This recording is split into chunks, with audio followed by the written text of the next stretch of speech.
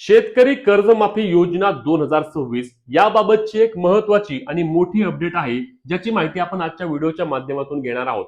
शेतकरी मित्रांनो, आपल्याला माहिती आहेच की राज्यामध्ये जून 2026 पर्यंत आम्ही शेतकऱ्यांची कर्जमाफी करू असे आपले मुख्यमंत्री असतील किंवा राज्यातील विविध मंत्र्यांनी सांगितले आहे आणि त्यानुसार सरकारकडून या सर्व हालचाली देखील सुरू आहेत.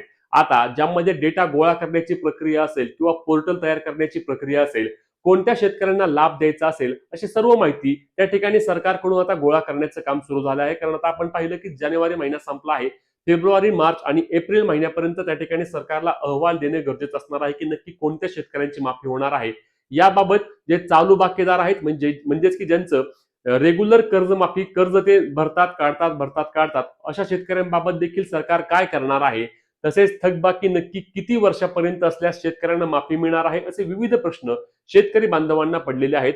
त्या संदर्भातील माहिती आपण घेणार आहोत. आता आपल्या राज्याचे महसूल मंत्री जे आहेत चंद्रशेखर बावनकुळे यांनी कालच काही पत्रकारांशी बोलताना स्पष्टपणे सांगितलं आहे की त्या ठिकाणी कर्जमाफी होत असताना फक्त आणि फक्त गरजू शेतकऱ्यांचीच आम्ही कर्जमाफी त्या ठिकाणी करू. जे धनदांडगे आहेत, ज्यांच्याकडे गाड्या आहेत, ज्यांच्याकडे फार्म हाऊस आहेत, अशा शेतकऱ्यांना त्या ठिकाणी कर्जमाफीची गरज नसते, म्हणून अशा शेतकऱ्यांची आम्ही कर्जमाफी त्या ठिकाणी करणार नाही. परंतु जे शेतकरी आहेत ज्यांना खरंच गरज आहे त्या शेतकऱ्यांची आम्ही 100% कर्जमाफी त्या ठिकाणी करू.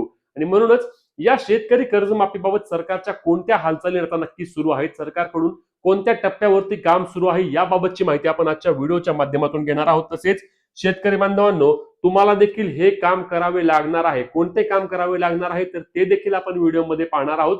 कारण शेतकरी कर्जमाफीसाठी देखील तुमच्याकडून काही डॉक्युमेंट जाणं गरजेचं असणार आहे, तरच तुम्हाला या कर्जमाफीचा लाभ मिळेल.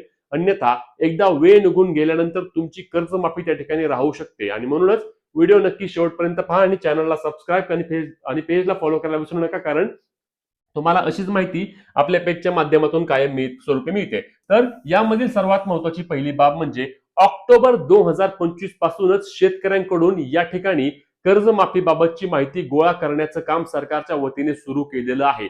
सरकार जाणून घेत आहे की नक्की निधी किती लागणार आहे, ही वितरण प्रक्रिया किंवा जे कर्जमाफी आपण करणार ही कशा पद्धतीने करायची आहे, म्हणूनच सरकारकडून सर्व डेटा गोळा करण्याचे काम सुरू आहे. यामध्ये सोसायटी आणि कर्ज असल्यास तुम्हाला त्या ठिकाणी कागदपत्र देखील द्यावी लागणार आहे. सोसायटी म्हणजे ज्या सहकारी सोसायटी असतात, ज्यांच्याकडून ज्यांच्याकडून शेतकरी कर्ज घेतात, म्हणजेच की जिल्हा मध्यवर्ती बँक असेल, समजा पुणे जिल्हा मध्यवर्ती सहकारी बँक आहे, तर यांच्या अंतर्गत सोसायटी असतात.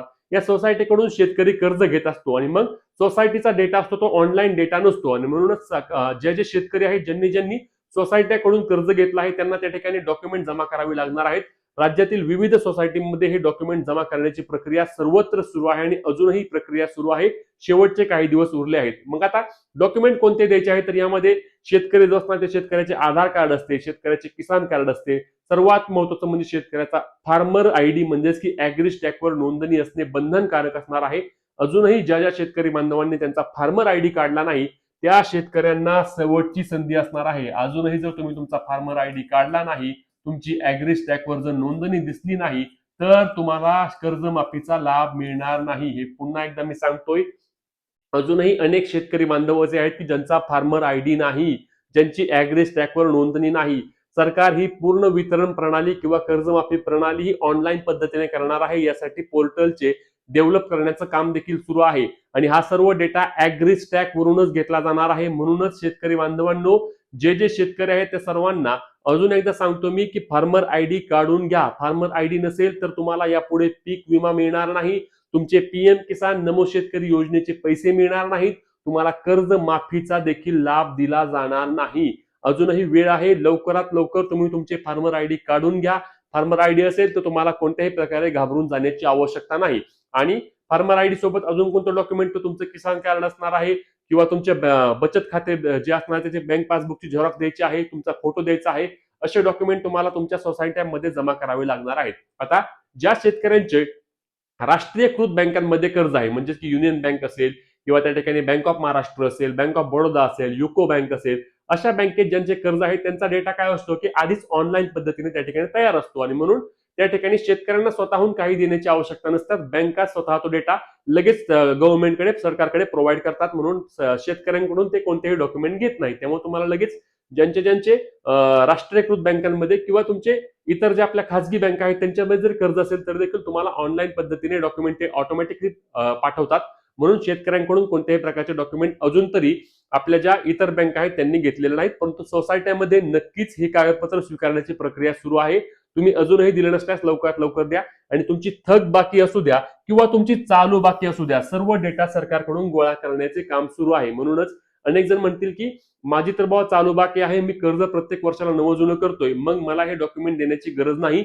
तर असे अजिबात करू नका. तुमची थक बाकी असू द्या, चालू बाकी असू द्या, काहीही असू द्या, तुम्हाला तुमची कागदपत्र सोसायटीमध्ये जमा करावी लागतील. शेतकऱ्यांनो अजूनही तुमच्याकडे संधी आहे. वारंवार सांगतोय, विनंती करतोय, कारण एकदा वेळ गेल्यानंतर आपण पाहिलं की लाडकी बहीण योजना असेल किंवा इतर नमो शेतकरी योजना असतील, वारंवार आम्ही सांगितलं की तुम्ही फार्मर आयडी करा, फार्मर आयडी काढा. फार्मर आयडी लोकांनी काढले नाहीत. लाडकी बहीण योजनेच्या वेळी सांगितलं ई केवायसी करा, ई केवायसी करा. ई केवायसी लोकांनी केली नाही, लाडक्या बहिणींनी ई केवायसी केली नाही, तिकडे त्यांचे पैसे बंद झाले. अशाच पद्धतीने एकदा काही कर्जमाफीची प्रक्रिया होऊन गेली की मग तुम्ही त्या ठिकाणी फक्त फार्मर आयडी काढला नाही किंवा सोसायटीकडे तुम्ही डॉक्युमेंट जमा केले नाहीत म्हणून तुम्ही या लाभापासून वंचित राहाल. त्यामुळे कळकळीची विनंती तुम्हाला पुन्हा एकदा करतोय. आता एप्रिल महिन्यामध्ये आपल्याला समजेल की नक्की ही कर्जमाफी प्रक्रिया होणार कशी आहे, कारण सरकार तोपर्यंत पोर्टल डेव्हलप करेल आणि कोणत्या शेतकऱ्यांना माफी द्यायची आहे, कोणत्या अटी ठेवायच्या आहेत, कारण ही सरसकट कर्जमाफी नसेल असे आपले महसूल मंत्री चंद्रशेखर बावनकुळे यांच्याकडून बोलताना स्पष्टपणे जाणवत आहे की सरसकट नसणार आहे. धननानगे शेतकऱ्यांना आम्ही देणार नाही, मोठ्या शेतकऱ्यांना आम्ही देणार नाही, ज्यांना गरज आहे त्याच शेतकऱ्यांना आम्ही देणार. मग नक्की 2-3 वर्षांपासून थकबाकी असेल तरच मिळेल का? चालू बाकी असणाऱ्या शेतकऱ्यांना नक्की प्रोत्साहनपर अनुदान म्हणून किती रुपये द्यायचे?